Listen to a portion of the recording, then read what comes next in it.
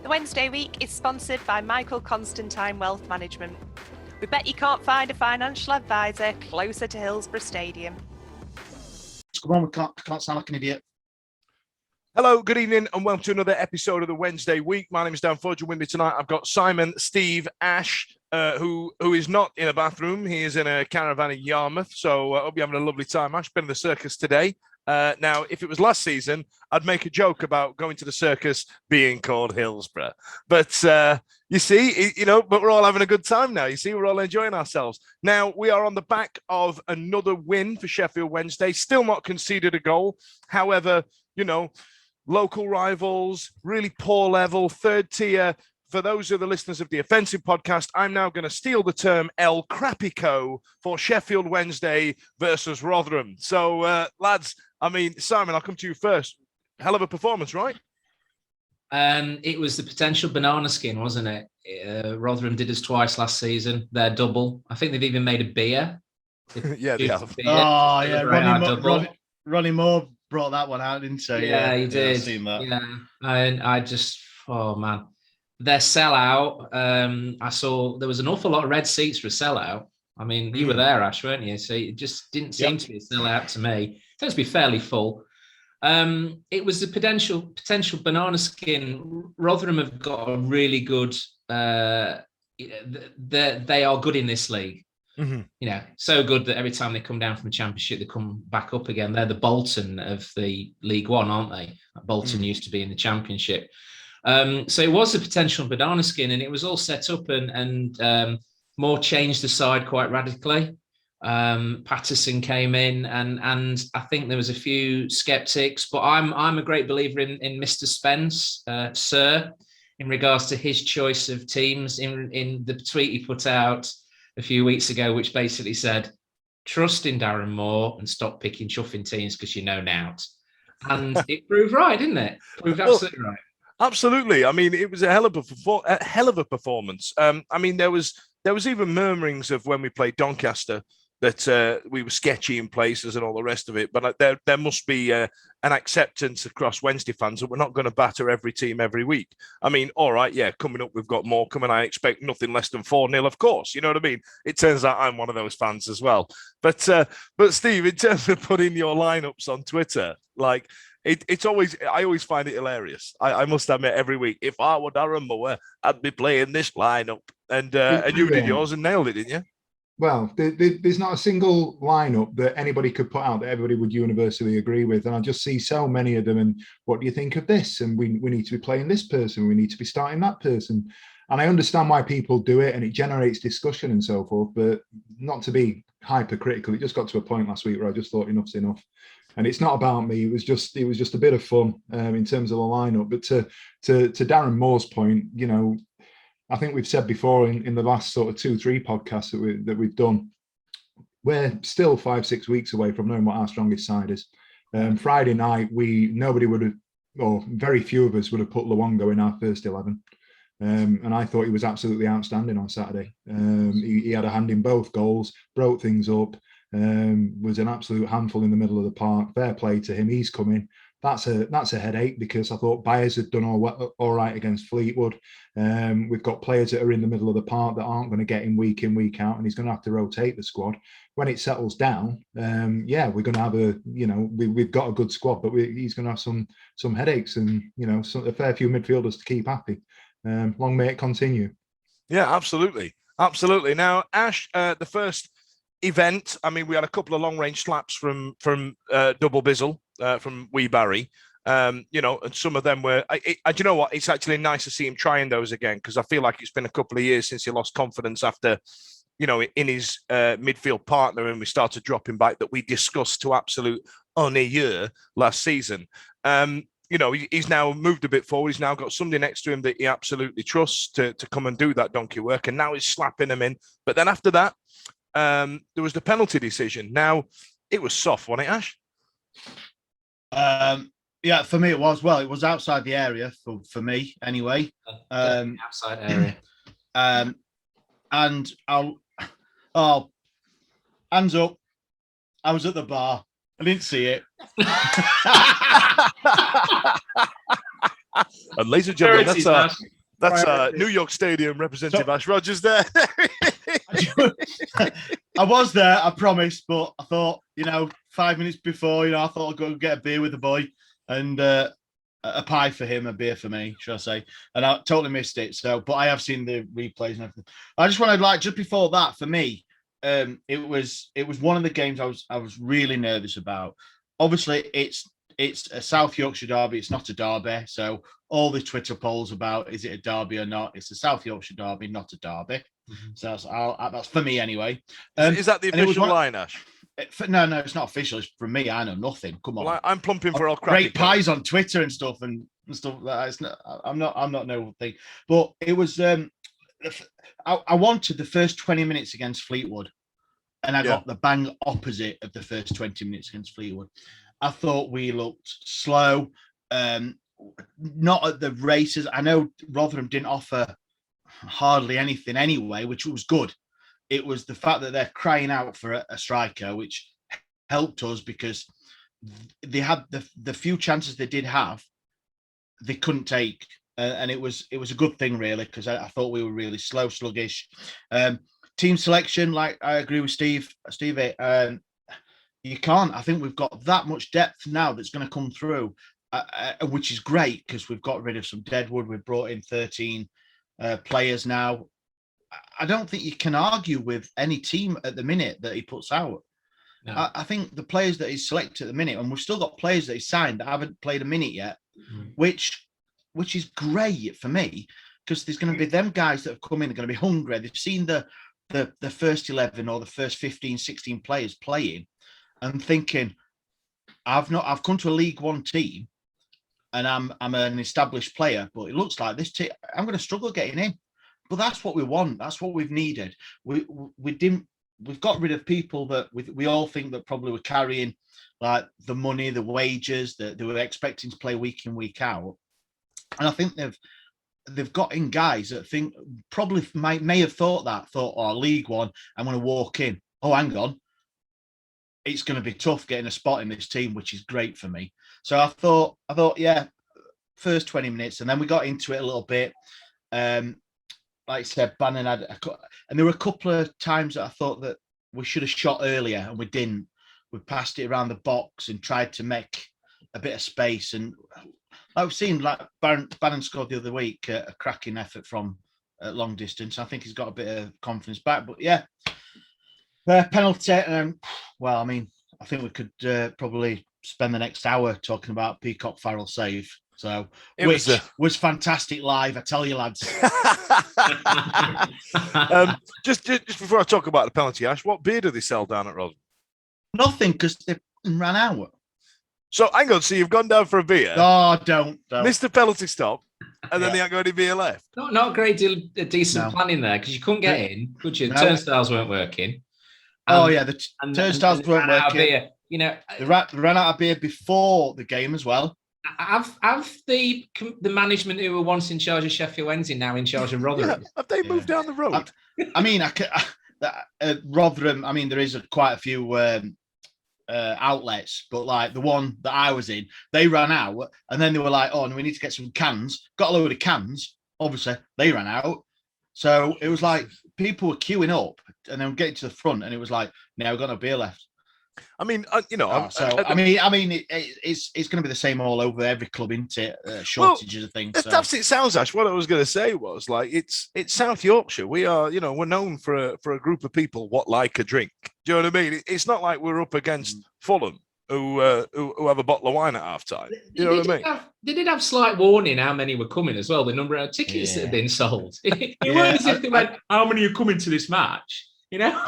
I think at half time, I think someone did mention, but I think they ran out of the actual, the gas for the draft.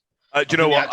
At the risk of standing up for my fellow colleagues in the hospitality industry, that is quite the issue at the minute. You can't get hold of gas, you can't get hold of vodka, you can't get doormen or chefs. So next time, Chloe Thomas, who lives in Brighton, you want to come down and kick off at my staff, remember that, would you?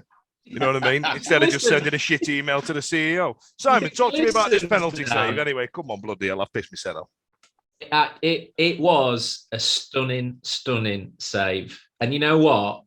that has done a huge power of good for our back five as well. Because, I mean, did you see Barry Bannon clinging off his neck after he saved it? Yeah. He was so pumped up after he'd done it, and then nobody was going to score against him. Then no, I think that, and I was going to say that, Steve. What do you reckon? I mean, in terms of confidence and what BPF has brought to the team in terms of confidence, you've not got now Barry Bannon dropping back to at least try and stop a shot on goal to try and dive in because he's got confidence in his goalkeeper, right? Yeah, I don't think we're going to hear Barry Bannon turning around going, fucking shites! Peacock Farrell anytime soon, are we? And no, I'd agree with everything that was said. I thought that the save, as good as it looked visually, when you realise that, obviously, was it Sadlier that took the penalty, has absolutely whacked it. Oh, yeah. For Peacock Farrell to react and get as far across as he had, not only has he saved it, he's tipped it over the bar. Yeah. You know, so to be able to do that is absolutely ridiculous. And at that point, you just knew, regardless of the way that the game had gone. And I thought, all right, Rotherham at home, bit of a cup final for them, if you like. They didn't allow us to play out from the back, which possibly would account for the reasons why we didn't look too good, because that's what we've been used to doing for the first 2 or 3 games of the season. But the moment he'd saved that, I think, was it the resulting corner he caught? Yeah. That was it. And then, it's half time. He's not getting beat that Saturday. And I think, like you just said, there seems to be the back five seems to be breeding a confidence that is going forward, and there's an assurance around them, isn't there? This is what you were saying earlier on about, we've got an abundance of players changing places. It's that back five that we want to keep as much as a unit as we possibly can. And then you're going to have like Adeniran I don't think he started on Saturday because, to be honest, against Fleetwood in the second half, he looked shattered. He covers every blade of grass, that kid, and he had to have a rest. You can't. The games in this league, because of the Papa Johns and everything else, are thick and fast. So we need a deep squad to go of quality, which I think we have got. But our back five, including the keeper, in my opinion, have to be a back five that we try and keep all the way through. And I think we've established that now. I know we've got the lad from Everton, but I think Dunkley, by all accounts, committed himself well on Saturday. Yeah, he was the one player after Fleetwood when Hutchinson went off injured. He did look shaky. Yeah, he did. It was the one player that I was a bit. He's not played a lot of football as well, so so he's going to take a bit of time to gel with the players and all that. But hands up on Saturday, he did play really well. He did. He got him the team of the week, didn't he? He got team of the week, yeah. But he did seem to be. He did seem to be. For me, like Iorfa's the one that does all the sweeping up. He's always there. He's got the pace. If someone makes a mistake or there's a wayward pass. But Dunkley just seemed to be there in like spatial awareness. Just I need to be there. I'm there. So I think he's going to be hopefully, because we didn't see much of him. He signed and being injured, COVID and all that. I think he's going to be quite a good backup if we can have Fudge and Iorfa. I thought you were going to do the line, Ash. That Simpsons meme where everybody's looking back, and I thought you were going to go. He'll be like a new signing. I thought you were going to drop that one in. Maybe it could be, because obviously lack of football, lack of being in the squad. It could be a new signing, but I like the fact we've said about the back five, which could be back 6-7 with players coming in and things. But it looks to me, and people have said it for years in football teams, is that you have a spine, and we've got a real looks like, because I've got a negative for me for Peacock Farrell. So we've got Peacock Farrell, then we've got a back centre back pairing of Iorfa and Hutchinson, Bannon in the middle, and it's Gregory, or Windass, but obviously it's Gregory at the minute. But that's what I like, and I think that spine, I think that is like better than any spine in the league in League One for me. I'm reading the 91 book at the moment, and we had that similar sort of spine in 91 when we went down. It's a great book in regards to how Ron Atkinson wanted to keep the spine of the team together, and it wasn't planning like this. But obviously, when we got relegated, they went to Marbella literally the day after we got relegated, and classic big run. And it was brilliant at galvanise, because they didn't think they'd go down. They didn't actually think they'd go down, so they booked it, and it galvanised the squad together. And they had that spine of Pressman at the time, who was chosen over Turner. And then you had Shirtcliffe and Pearson, and then Sheridan and Hurst. And what an amazing spine to build around. Yeah, not too shabby, if you look at the same as what we're starting to do now, you would say that, wouldn't you? I mean, Bannon has really pushed on this, all right, we're only so many games in, but... Hey, listen, we're going to get promoted. We're not going to concede a goal. It's going to be the Invincibles. And you know what I mean? I am absolutely getting carried away by it. I really am. Let's get to the goal anyway. Ash, just before I carry on, did you see the goal? Did you? Were you there for the goal? Yes, I was there for the goal. All right. So listen, we scored a goal, and for me, it was literally what the kids would call a sweaty FIFA goal. You know what I mean? Geezer runs down and passes it across, and he taps it in. I can't for the life of me, and I hope you can enlighten me, Ash. Who is it that puts that cross in? Because I can't see it. I don't know what it is about the cameras at Millmore, at Rotherham, but they've. Patterson. Is it? Was it? That's what I thought. Patterson. Yeah. Was it him that gave the penalty away?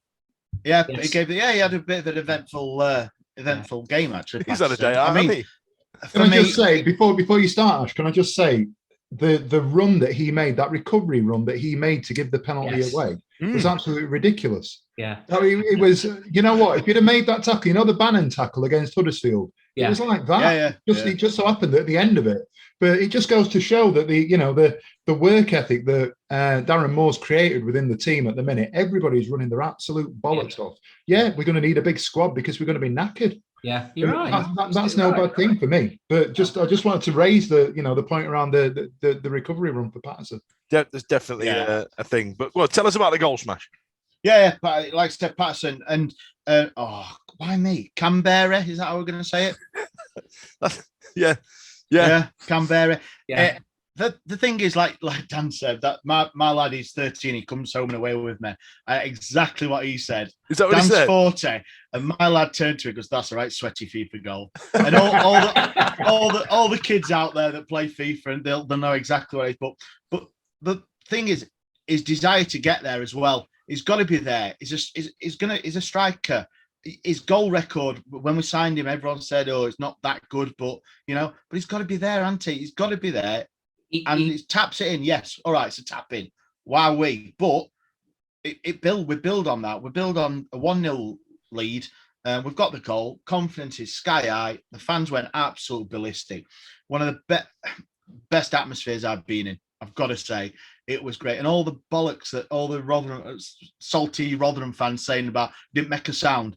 You should have heard me after the match. I couldn't talk, and I like to talk, and I could not talk. So it was unbelievable. It was great singing and just the support, because winning breeds it, doesn't it? I think the confidence is high in the team, confidence is high in the fans, and good. I'm happy for the guy. He's off the mark, isn't he? I think that's what we. Yeah, because he missed one in first half, didn't he? Which I saw on the highlights. And really, it was quite a gilt-edged chance, and he missed it. I think he skied it or put it wide. And you just thought, I hope he's not one of these lads who, because I like him. He puts himself about, doesn't he? He seems to get himself in the right positions. He can run. Someone said to me, he's a bit like Ati Nui. I went, no, he's actually got knees. He can run. He can actually get, he makes a nuisance of himself, and I think he will get more goals. I think he's a great player. When I look at the team sheet and he's on it, I don't go, oh crap, You don't sit on your drive when you're on your way and you hear the team sheet and go, engine off. Come on, son. let's go play FIFA. Tell you what, actually, you brought up an interesting point there about New. His name's not been mentioned much, has it, the last few weeks? You know what I mean? We went through all summer about, you will kick the crap out of this league and let's get him back and all the bloody rest of it. But then, must admit, now we've not conceded a goal and we're winning every bloody game. You know what I mean? It's like every football fan's fickle, aren't they? He scored one goal in Cyprus. One goal. You know, that Cypriot league that we know is just like the it's up there with Serie A, isn't it? You know. Oh no, I think me and Ash played Sunday League round Rotherham, and I think it's about that level. You know what I mean? Exactly. He scored one goal, so come on, get over yourself. Now, I think football fans are fickle, aren't they? Sorry, Dan. I think football fans are fickle, aren't they? When things are going well on the pitch, and we all know it, don't we? Things are going well on the pitch. A lot of stuff's forgotten, isn't it? Yeah. And all of a sudden, Chad Seary's the best chairman we've ever had again, isn't he?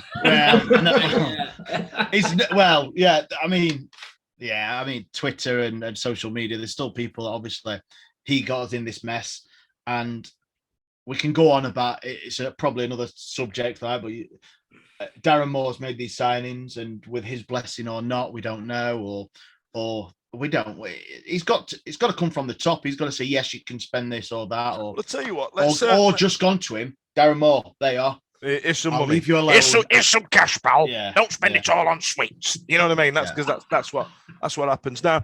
Before we get to that, actually, that's a really good point. We'll drill down on that after we talked about the second goal, Steve. Like, keeper's had a mare there, hasn't he? Yeah. You'd be good. You'd be gutted, wouldn't you? Do you know what? Things you love to see, because that's exactly the kind of thing that we've had 18 months, 2 years having to endure ourselves, you know?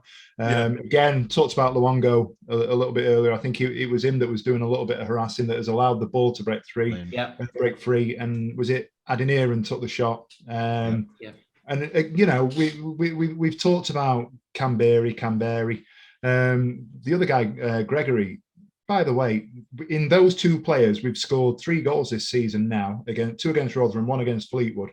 You know, we'll mention Jordan Rhodes, but by Christ, if he was on the pitch, he wouldn't have that instinct. He wouldn't have that sort of that belief that he was going to, or that intellect, if you like, to go and follow the ball in. Whereas these two lads, and with all due respect to them, let's call a spade a spade. 2-3 years ago, if you put Lee Gregory and Jordan Rhodes in the shop window, everybody's lumping for Jordan Rhodes, aren't they? So we still have, haven't they, Steve? Well, Huddersfield have gone for Rhodes and paid X amount. Exactly. And we're sitting where we are in League One, and we can dissect that all you want. But what I like is that currently we've built a squad and we're living within our means. Yeah. And we've got 2 lads that are leading the line potentially at the moment, or fighting over leading the line until Windass comes back, and they're hungry. We've got all these comparisons with past players. I actually think, rightly or wrongly, the Canberra reminds me a little bit of Steve McLean. You know, his footwork, he gets the ball in, he's got a tidy little touch. I don't think he's going to get 15, 20 goals, but I think he's going to be a handful. I like the way he's going to link up play, and hopefully, we've talked about it with Patterson. He's like a Patterson with a better touch when he's got his back to goal, if that makes sense. Whereas Patterson will flick it on, or be a bit of a bull in a china shop sort of approach, where he'll just get his head down and cause problems by running at people. I think Canberra's got a little bit more about him, and some of the touches at Gregory, he pulled one out of the sky. I think it was on Saturday, on the halfway line, where he's killed it dead and then spun and laid somebody off. And that's ridiculous. That's ridiculous for League One. I'll tell you what, Steve, that actually sounds like a lot of my nights out in Sheffield. You know, doesn't score much but gets a handful. You know what I mean? Like, I think we've all been there, Dan. And that's the title of tonight's pod. Right, good night, kids. See you later. Right, that's it. Finished. Bye then. What I did like about Gregory's goal is, I'm going to call him Dennis, because that's what a lot of the kids on the Big Dan. they were calling him. He had a shot, a daisy cutter, keeper, easy. Whereas you'd have people turn the back and go, "Oh yeah, he saved that and gone." Gregory didn't. Striker's instinct, straight on him. He spilled it. He made a proper 2 and 8 of it. Yeah. And he was there to tap it in. Well, scream it under his body and get it in. That's what I liked. I don't think any of the strikers we've had previously would have gambled, been there. I think maybe Hooper would, but I honestly, I miss him and still cry myself to sleep with Gary Hooper. But you know, before we wrap up El Crapico, I've got to talk about BPF's double save as well. Towards it, I mean, what the confidence and the ability that he gives the team confidence because of his ability, And he's just been, has he been what we've been missing? Well, obviously, there's 13 new signings, but is he the most important, Si? He look. Two things. Go back to the goal. Two things I'll take out of that. Which there's a video footage of taken from the Rotherham side when the daisy cutter comes in from Big Den, and they all go, nah, oh no, yeah, which is absolutely brilliant. If you find that on Twitter, it's superb. And secondly, a certain other YouTube podcast with 4 Rotherham fans on, which seems to have taken quite a forefront on Twitter over the last week. They've had a shit time. That's my biggest fear, being a meme. Honestly, that's my biggest fear. Like, imagine we just go, well, I think we'll trans Morecambe 4-0. And then we put that clip, put that out. Yeah. And then a Morecambe fan gets it. They do us 1-0. And then I've just said it, Anna. Yeah. No, not yet. We haven't done the scores yet. But there's not one of that Morecambe squad gets into ours. Our bench. Cole Stockton might make it onto bench, to be fair. I wouldn't even wear their boots. But also, as well, going on to what you're just saying, Steve, that they were making comparisons about our keeper, and they were saying that our keeper's shy. Our keeper, the Rotherham keeper, is best keeper we've ever had. He's far better than, and then our keeper, double save, penalty save. And by the way, it wasn't a missed penalty, Rotherham fans. Nah. You actually put it. I hate that term. We missed the penalty. You missed the penalty. The guy did everything right, didn't he? Yeah. The penalty taker. It was a fantastic penalty. Yeah. And 99% of the time, you're seeing that making the net bulge, unless you do it in front of our keeper did a worldy save, and it were a fantastically well saved. And then their keeper goes and does that.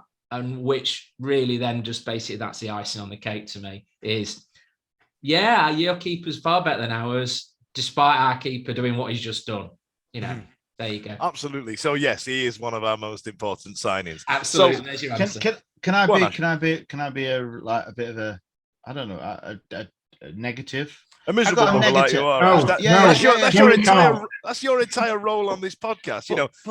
Simon's are 10-minute ramble. Sorry, Simon. Steve leans into the camera to make a salient point, and you are a miserable bugger. Like, you know what I mean? Come on, Ash, play your role. Do better. 10-minute rambler. It's a slight thing of he's only played a few games. He's got to get used to team squad. But I think Peacock Farrell's distribution could be a bit better. As in decision making, there were a couple of times that he stuttered with his kicks or throwouts, and there were a couple of times there were people on out wide. Jack Hunt a couple of times, and it was either he didn't see him or he went to throw it or kick it and it didn't. So it's going to come, but it was just for me. I just want to be a bit negative.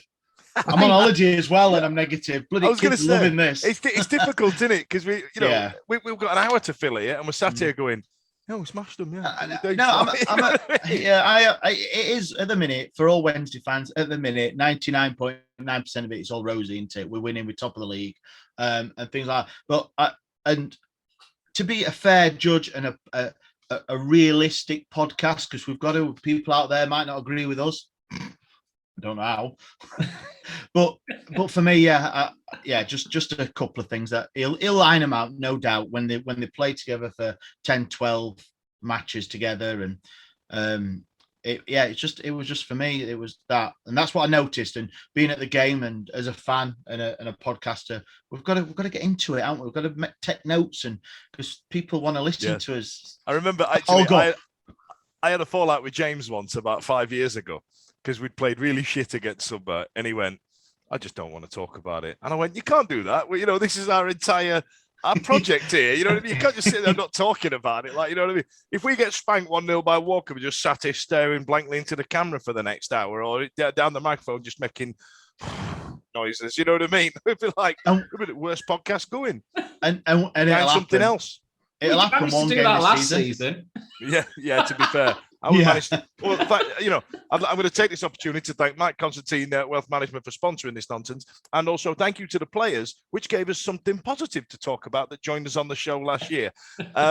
Now, I'm going to move on. That's our Crapico wrapped up. Looking forward to Morecambe. We'll do the score predictions in a bit, but there is something that I wanted to pull at, and I feel like Hey. and I feel like it's something that we should talk about. And the best example I can give it is that Lewis Wing made a very frank, a refreshingly frank comment in the press this week, saying, "I love it here. I'd love to make it permanent. Like, I really like the atmosphere around the club. I'm having a great time. You know, the fans are great." And I can't remember the last time. I mean, we get a lot of it's a massive club and it's got a big following. We get all that. But for somebody to be that frank in the press was actually really refreshing. Now, you know, we discussed it just before we came on air, and I'd like to just pull up that thread a little bit more. And Simon, I'll come to you first about the atmosphere around the club, internally and externally, front of house and back of house. Like, you know, the fans seem a lot more engaged. We're making some big decisions. We're making signings. That's fun, right? Yeah. It's almost like we've done Control Alt Delete, haven't we? You know, it's that probably the best thing for this club, and some people might disagree. Don't say it. It's massive. No, it's the fact that we went down. Get out. How can you believe that as a supporter? We're going to get in a rumble, Mr. Hill. Well, I'll tell you what, let's pull up that, because I agree with him, Ash. Because I remember your mate, North Yorkshire Owls on Twitter, he said it. He said the best thing that can, and I loved him, by the way. I love how he didn't give shit. And we had him on at the end of the season, and he said on that phoning show, he went, the best thing this club can do is go down, get rid of the contracts and all the speech. Yeah. Trust me, when we went down, I remember looking on when we went down on that game against Derby, my little boy was in tears. He's never seen relegation before, and we've been through quite a few now, right? And he were in bits, 13-year-old in bits, right? And I was gutted, absolutely gutted. But if anything, what it's done is it's made the chairman, who ultimately he owns the club, right? It's made him realise that I think it's made him realise he's made mistakes. And we have taken a different path. So if we'd stayed up, he would, all right, the shirts issue, right? The shirts are cheaper and they're actually manufactured by somebody who knows how to manufacture football shirts now. Probably not the right sizes, but they know how to manufacture a football shirt, right? So, and they're cheaper. So the shirt prices have gone down. I don't think anybody can argue against the price of the football shirts now. Season ticket prices have been reduced. Massive thing, wasn't it, in regards to how expensive. And I don't know about you guys in regards to, I know, Steve, you've got season tickets now, haven't you, Steve, which you didn't have before. Ash, you've renewed your season ticket. We've renewed our season ticket. And it seems busier. There seems to be more people around us than there ever was before. So in my mind, more people have bought season tickets. The players that we've gone, the players have gone, and which we're always going to go with in the Championship. But I think Chancery would have gone down the route of trying to spaff money on the same sort of, we'll sign the similar sort of players. I think it's made people realise. And also, as well, I believe hospitality is cheaper now, so they've sold out all the boxes. We're not rich enough for hospitality. The only one who can afford it's you, Simon. Yeah. But apparently the boxes are all sold out for the rest of the season, whereas they're empty last season. So he's got in and realised that actually people from South Yorkshire want to pay this and not, South London prices. Yeah, we do have to give a big thanks to the club for the Wednesday week podcast discount. So ours is there for the rest of the season. We're going to keep that quiet. I know. Right. Go on. So that's a really compelling argument. Club needed. It was the kick up the arse, and nobody wants relegation. And no, I'd rather be playing in the Championship. Trust me. But what about the fact that we might be establishing a team here where we go up, and it's a young team, and a talented team that could then go into the Championship and do bloody well in the Championship next season if we go up. Go on, Ash. Go on. I mean, it's a very, very good argument, well put by an older gentleman who's much wiser than me. Absolute git. I still in your caravan. Look, in my caravan. I still don't. I take your point. I think Mr. Chancery it has made him shit himself and think, actually, I promised Premier League in 2017, I think it was, and he's gone wrong direction. But I still, it is looking. We've made some cracking signs. We've got rid of, like we said before, got rid of Deadwood. But, and I'm a realist, I think. I love football, but I am a realist. What if we don't go up? It's another year. It could happen. I've said that. It could happen. It could happen. And it could happen. Back in 91, if we wouldn't have gone up, if the fact that they actually promoted 3 teams that season. Well, that's it. I mean, mean, we had a Premiership side. We had a Premiership side then on Premiership wages. You know, surely it's better to have something and than not have it and not get there. So if we were Championship status and survived by the 1 goal or 1 point or whatever, surely that for me that would have been better for us to be a Championship team. All right. This could be a poll to put out, Daniel. Go on, Steve. I tell you what, because I'm going to ask Steve now to try and settle this argument, but I think you're going to end up with splinters on your ass, Steve. Yeah, I'm feeling them. To be honest with you, I've got one foot in both camps. First of all, I've said it before. I think going down would have been the best thing for us if we could guarantee going back up. I think that'd be the case. But I think Ash is absolutely right. If we'd have stayed up, you'll never know. It's the sliding doors theory, isn't it? You'd never know what would have happened. Yeah. If we'd have stayed up by the skin of our teeth, the Chansiri already made that decision that he was going to do what he was going to do and change his policy and approach. If we could have set up the way that we've set up in the Championship, that would have been preferable. Do you know what I mean? I'd have rather been doing what we're doing now in the Championship and sitting mid-table with a Championship squad with a little bit of potential to maybe kick on and do better, sort of significantly better than we did last year. And if it took a year in the Championship before we get towards the playoffs again up there, then so be it.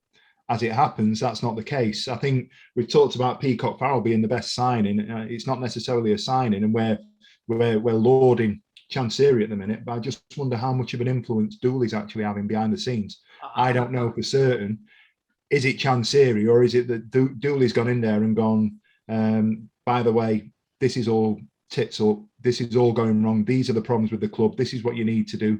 Because I think Ash has mentioned it before, I'll stand corrected if it was somebody else, but I've heard that he's gone in there and he shuts Chansiri down when he wants to go on one of his rants. Chansiri's got delusions of grandeur and he's keeping his feet firmly planted on the ground, and I think he needs a hell of a lot of credit for what's going on behind the scenes, because if the club is changing, I don't necessarily think Chansiri's turned around and gone, this hasn't worked, I've taken us down, we need to change things. I think people behind the scenes are in his ear. Obviously Paxal's not around. I don't know what his involvement is. It's very much backseat if he is still involved in any way with the club. But for me personally, the what's happening at boardroom level, miles away from where it needs to be, but it seems to be really, really promising. And I think that, to speak to all the points that we're making about the kit, the transfer policy, the squad overhaul, the restrictions we're putting on salaries and wages and budgets, because let's be right, we haven't spent a hell of a lot of money in terms of transfer fees. We're talking been allowed, though, have we? Pardon? I don't think we've been allowed. Have we? No, you're exactly. But so whether or not we've been in an embargo or not, we've not spent the money, but we've done everything on a shoestring, which was, that was the point. And we're actually now we sold Green last week, and we can deconstruct that however you want. If we've got 100 grand for Andre Green, that's 100 grand profit. If you look at obviously taking his salary and everything else away, and we've made money on a player that, in the appearances that he made, flattered to deceive, to be honest with you. And I think absolutely. I think there was an element of, because he wasn't as shit as the other players, we just kind of gave him a bit of a free pass. And then all of a sudden your players like Harris went, Reach went, you know what I mean? And then all of a sudden we've gone, oh no, this geezer's shit as well. You know what I mean? Again, now, Ash, did you text your mate Dooley? Is he in your group chat? No, he's not in my group chat. No. Can you get him on? Can you get him on so we can ask him what he's doing? Because there's clearly something different happening in Sheffield Wednesday, and ask you, Ash, and Simon, are you having fun though? And I must admit, when we went down, I was like, God, look at where we're going next season. Look at this. Yeah. But I'm having fun. It takes a lot for me to have fun. because I'm a naturally miserable person, and you ask my wife and children that. You made me clutch my pearls, then, Ash. There you are. There's a shock revelation on the podcast for you. You know. But yes, I am having fun. But the supporter engagement overall of the day, should we call the match day experience, supporter experience is piss poor. Mm-hmm. Everything on the pitch is looking great. We all know that it's going in the right direction. You can't go any further than top, which is cracking. So I can't do that. The business that we can say business the club's done, on field is cracking. Off field, I think for me, and I sit in the cop because I'm a tight ass. It's below League One. And I go back to. Is this about pies again? Yes, but it's everything. It's not just pies. It's beer. That's the series. That's the episode title. It's not just pies. It's just pies. But it's beer. It's drinks. It's food. It's toilets. It's everything about the match day experience, other than the match. Yeah. The problem we've got at the club is that there's been so little investment in the infrastructure of Hillsborough. I know, because we were involved when Chansey took over of putting steelwork up for the scoreboard. And when I was talking to the guys there while they were putting the new pitch down at the time, and I was talking to the guys, and they were saying there was so much lack of investment because obviously Lee Stratford didn't have any money. Napoleon's guy, he didn't want to put any money in. He wanted to get money out. You know, there was never any huge amount of money there until Chansiri came in, and he had to spend a huge amount of money just getting so for example, the lights that for the pitch, they had to rewire one of the stands, because every time they plugged them in, it basically blew the fuse, because the wiring was so substandard, because it was done in the 60s. And they were plugging something in that was built, in the 2000s, and it just couldn't stand that infrastructure. And when they redecorated, if anybody had done hospitality before Chansiri came in, it was like walking into the early 90s, because it was all done for Euro 96. So the wallpaper, there was a border. Christ, how many people have borders in their houses nowadays? Nobody does. It was horrible. So they had to magnolia everything just to cover everything up, because it looked so dated. And the problem we've got, I'm up in the grandstand, and it's great up there. The views are great and this, that, and the other, but everything is so antiquated. The bars are so antiquated.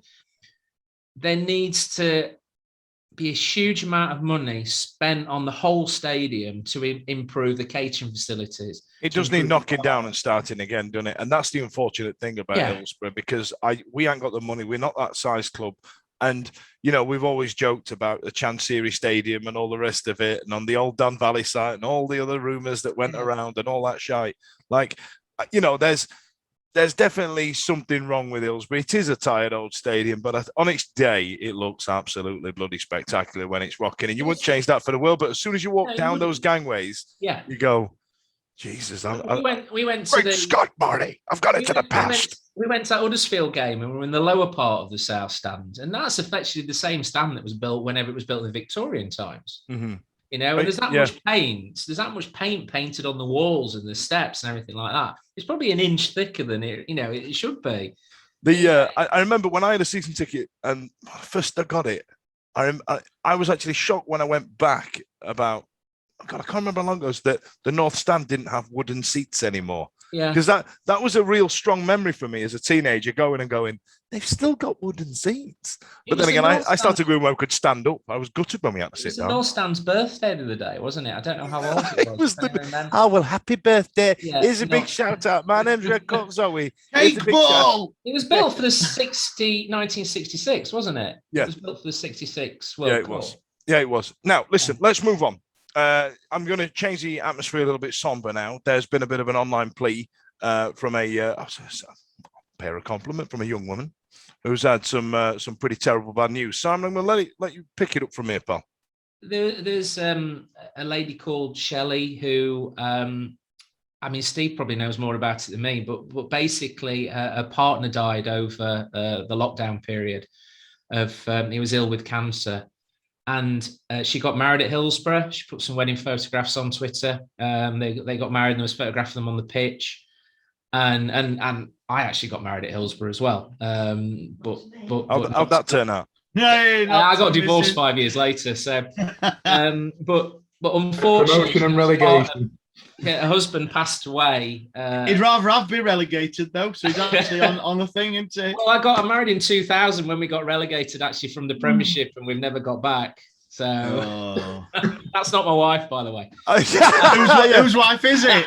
Hey. Go on. So anyway, and basically now we're allowed to go back to football matches, etc. She has a real. She's lost the man she loved. She's lost the man, her life partner, and now she's trying to bring herself to be able to go back to Hillsborough without him, which I don't think any of us could actually. None of us can think how bad that must be.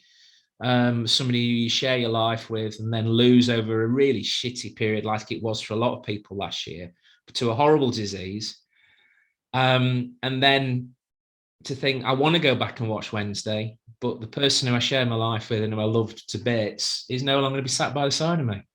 So, and she put some really moving videos on Twitter yesterday, and what it showed was how awesome our fan base are, and how awesome the club were, and how awesome a certain captain of ours is.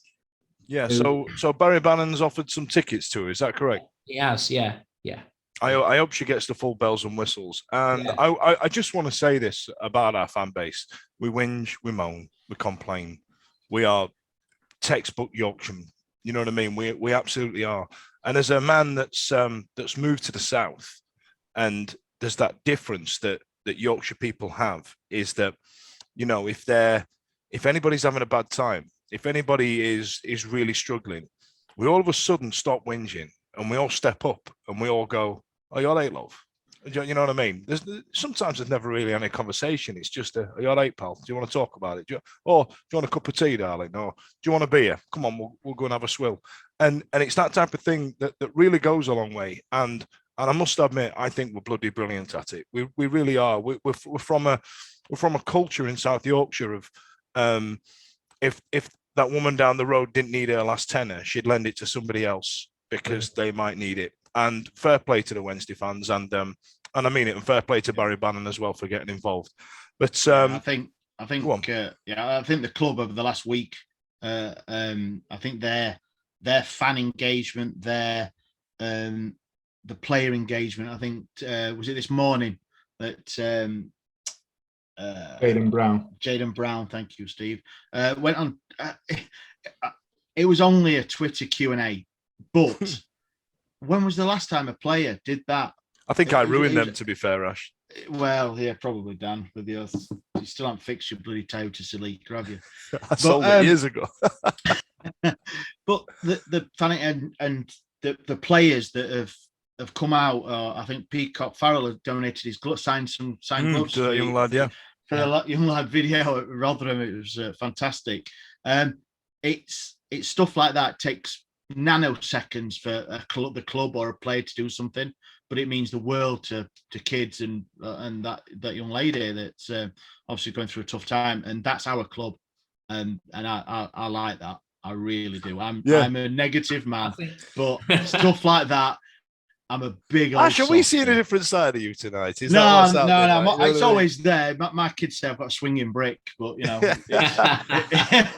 it is there. But it's great to see. And I think our fans really surprise us because, like you say, Dan, sometimes we can moan. We're very good at it. And maybe certainly as men, for Yorkshiremen here, you know, emotions aren't normally on our sleeves, are they? You know, but unless it's complaining. Unless it's complaining, absolutely. But in situations like Shelley and other people, we had Sid the Greek, didn't we, early this year or late last year? You know, just that case of, you know what, if you need a coffee, or if she'll come to a Wednesday game and it'll be shit hard for her. Yeah. So many people want to put their arms around her and hug her and say, you're part of 20 odd thousand people here. Yeah, I kind of want to walk up to her and just give her a little chink on the glass and go, "You all right, though?" Yeah, you know what I mean. Just something like that. Just so she knows. You know what I mean. Yeah. But listen, let's move on. Let's get back to the football. And Shelley, I truly hope you're all right, darling. And like Simon says, you've got 20 odd thousand miserable wankers who want to be your mate, and that's a hell of a phrase to say. You know what I mean. But right, let's coming up. Last 5 minutes. It's now preview time. Let's talk about Morecambe. I know nothing about bloody Morecambe. Steve, you know loads about Morecambe. Wow. If you pull out a load of notes like a scroll and go, "Where's Ben when you need him?" Yeah, innit? I might surprise you. Did you know they got up this year? They got promoted this year. Yep, they're a new team. Number one. I have got notes, by the way. Their manager is Stephen Robinson. Didn't the manager who got them up go to Birmingham? Yeah, he did, didn't he? Somebody got promoted. Listen, shush. Sorry, we're stepping on Steve. Sorry, Mr. Spence. You've come to me. While I'm messing about with brand new microphones, I'm going, Morecambe. Stephen Robinson's manager, entirely new squad. By all accounts, they're playing. In all seriousness, by all accounts, they've started really well, and they're punching above for a team that have come up. We've got a lad up front, Stockton, scored 2 against Ipswich. They've held Ipswich on the opening day. I think the overarching theme is we're expecting to be top of the league and then go to Morecambe and go, right, we are going to get 4 to, like Fudge is saying, but they've won 1. They've beat Shrewsbury. They only lost 1-0 to Rotherham. They drew on the opening day against Ipswich. It's your stereotypical potential banana skin, us going in there and thinking that we're going to go out and absolutely steamroll them, which we all want to do. And everybody will have been looking at the start of the season and going, Donny will be tough because it's local. Rotherham, they see it as a derby. That's going to be a tough one. Charlton finished 6th or wherever last year, 7th last year. So the first big game that we're going to have, Fleetwood, all due respect, but the first big chance to put some, get a decent score on the board would be against Morecambe. They're doing all right at home. They like to play attractive football. I think it might potentially be a tough one, to be honest with you. But we'll go there. The stadium's pretty small, obviously, but we've sold out, and I think that's something that we're going to do week in, week out. To be honest with you, these news flashes of breaking news: Sheffield Wednesday have sold out the away stand.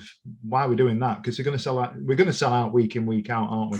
Let's be right. As long as we're playing as we're playing. Absolutely. So go on, Steve. Go on, Dash. Do they play the Mazuma Stadium, Steve? Yes, they do. Well, Google, Dash. What's their nickname, my hands Steve? are in my pockets. What's their nickname, Steve? Is it the Shrimpers? It's the Shrimpers. They've got a shrimp on the badge. They have got a shrimp on the badge. That's why I know. So, Steve, 8,500 is it? And we're taking. Are you on Wikipedia, mate? By any chance? My hands are in my pockets. Yeah, I don't want to know what you're doing with your bloody hands in your pocket. My phone is on actually. Look, calendar there. See. Yeah, and you've probably got Siri on. Steve, give me a score prediction. 2-0. 2-0 to the Wendy. Smash. What are you saying about, what do you reckon? Oh, yeah, I'm going to go with Stevie. I think 2-0. I think it'll be cagey first 20 minutes again, like it was Rotherham. But I think Wednesday will have too much. I think they'll suss them out. I think they'll just take the time, depending who plays, of course, and think, 2-0 for me. What about you, Simon? Are Wednesday going to go in swinging Ash's brick around? I have to agree with the boys. I think 2-0. I like the fact that Steve says they play football. I think that'll suit the way we play. Mm-hmm. I honestly think there's still a lot of us think we can only get better. This team hasn't been together very long. I think our back 5 are too strong for nearly all the teams in this league at the moment. I certainly would put that out there. It's going to be good. I'm going with my boy. So me and Ethan are going. So, really looking forward to it. I'll not go to the bar until halftime whistle actually goes. So I don't miss anything. Looking forward to it. I think I went to the last time we played them when we beat them 2-0. I think it was in the Cup a few years ago. I'm looking forward to it. So, yeah, 2-0. I'm going to go 3-0 because I'm feeling quite optimistic, but I think they might cause a bit of problems, like Ash says, in the first 20 minutes. So there you are, 2-0s all around, and I've gone balls out with a 3-0. Before we go tonight, ladies and gentlemen, there's just something I want to speak about that I think it's a nice thing, but I also can understand. Papa John's. Yeah, it's the Papa John's thing, right? So you've got a load of Wednesday fans who are buying tickets for the Papa John's game and then going, does anybody want this ticket on social media? Now, that's kind of really nice, but it's also, I know why you're doing it to get the points. Like, do you know what I mean? Is anybody else like, I think what it reminds me of is like something that some local councils have tried to get rid of when you had to put your registration number into the parking meter. So you could, because I think one of the greatest human nature things, go 20 minutes left on that, pal. And you go, yes, I can go to the bank and straight out, you know? And I think it's kind of got that vibe. Is anybody else with me, or is anybody else like, no, it's wrong? I suppose we know why they've done it, but I do feel that the priority point system is probably one of the fairest things. Yeah. How the club goes about it. People on Twitter moaning about it. Go to QPR on a Tuesday night. Go to God knows Plymouth, or do you know what I mean? Make the effort and spend your money. Lose a couple of days. Then you've got the right to go to Rotherham, Doncaster, Sheffield United, Leeds. Do you know what I mean? Or even Wembley, heaven forbid. So we're going there for the pizza trophy, Ash. We're picking it up. We're going to go to Wembley and we're going to win the pizza cup. Well, that's it. It's £10 for adult. I think the lad is £5. He wants to go. I'm gonna go. It's football. It's Wednesday. Why not? Ash, have you been there before? Have you been up them stairs? Are you sure? What? St James's Park, up them bloody away stairs. It's at Hillsborough. It's at Hillsborough. Is it? Yeah. Yeah, Dan. My app says St James's Park. No, it's at Hillsborough, mate. Listen, I'm going to cut this bit out. Never mind. It's my app. It says St James's Park. What do you think about this? The fact that we're playing, so teams are allowed to field under 21 sides in this. I know it's not the League Cup and it's not the FA Cup, but who did under 21 sides? It's just. The thing is, it's all about development, isn't it? It's all about development. The under 21, 23 league is obviously. It's not the best. I don't know anything about it, but it's obviously not the best. So they need these youngsters to have healthy competition to bring them through. So, I mean, I don't care. I don't really care. I'm at that point. To be honest with you, you look at the team that they will probably put out. They're not going to play any sort of fringe players for the first team squad. It will be effectively an academy side. Yeah. Or any players coming back from like injury or something, do you reckon? I don't think it works like that. I think you can only have a couple of ringers. 21, haven't they? Have they got to be under 21? Have they got? I think they might be allowed one or two ringers, because I remember Akinfen were played against the somebody for Wickham against somebody's under 21s, and he absolutely just kicked the crap out of a load of kids. The thing is, what it effectively does for a Premiership club that's opted in, and it was an opt-in thing, if I remember rightly, a couple of years ago. Yeah. What they've done is they've basically gone, right, if we put our teams in this, in my opinion, we put our teams in this, we go to Hillsborough, and we're not going to do it with Newcastle because of certain circumstances around some dickhead that's running that team. You might go, all right, we've played your team. We've got a lad that's played centre half tonight. We're going to try and get him out on XP. It's a shop window for those players, isn't it? Absolutely. I think for the players, it's great. And I tell you, when it hit home for me, it was almost speaking to Grant Holt. And he was talking about having this this career from being 18, 19. And when the under-23 system came in, when they got rid of the tribunal system, I don't know if you remember when a big club would steal your player, it'd go to tribunal. And now they pick them up for pence. So to have this competition now gives them, like you say, proper competition to play against actual male footballers. Because who was it? You know, I think it was one of the players that we interviewed where he says, the first question they'll ask you when you, as a scout, they'll go, how many games has he played? And it gives it an opportunity for that, I assume. Yeah. Yeah, I mean, I'm- go back to it. I'm all right with it. Priority points, £10. Get 10 points. There you are. It's not like people are going to get extra because every man in the dog's going to do it. It's not like you're going to get more points and get. At the end of the day, it's bringing finance into the club as well, isn't it? Of course. Well, there you are. You see. I'm going because we might very well put out a second string squad that will involve players that we've not even seen yet. Yeah, like Gibson might get a run out. Corbiano or he's not been picked for Canada either. So. Yeah, so actually, yes, that brings me on to the next point. We will be playing Sunderland on the arranged date. We didn't get Patterson or Palmer in the Scotland squad. Corbiano didn't make the Canada squad. So we are literally going to play Sunderland without our rate good goalkeeper. Soz lads. Right. So listen, thanks a lot for joining us tonight. I hope the lads sound a lot sexier than what they normally do with their lovely, sexy new microphones. Oh, yeah. Listen, if you want to get involved in the Wednesday week, if you want to get involved and come and talk nonsense with us, by all means, shoot us a tweet or send us an inbox, and we'll glad you have you on. And then we might get some more people like we had Stokey last week who just went for a fag and a beer while we're halfway talking about all sorts of nonsense. But listen, thanks a lot for joining us. See you later, kids. The Wednesday week is sponsored by Michael Constantine Wealth Management. We bet you can't find a financial advisor closer to Hillsborough Stadium.